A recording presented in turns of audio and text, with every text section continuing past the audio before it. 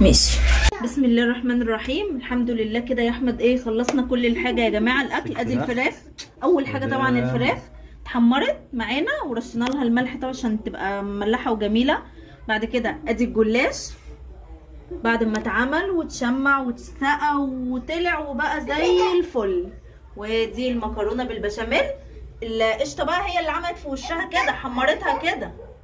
ايوه طبعا مش محروقه ولا حاجه. طب لا طبعا هي اللي محمراها كده وريحتها تحفه.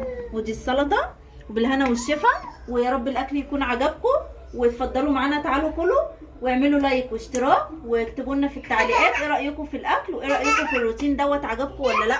قلنا حاجه كده نجربها بس يا رب تعجبكم. لو ان شاء الله عجبتكم هيعجبهم. ممكن نعمل منه حاجات كتيره يعني. يلا والحمد لله وهنكبر ونعلى بيكم ان شاء الله. بيكم ان شاء الله وربنا يعلينا كلنا باذن الله. يلا يلا الحمد لله مع على كده. السلامه. هناكل بقى احنا بقى مع السلامه.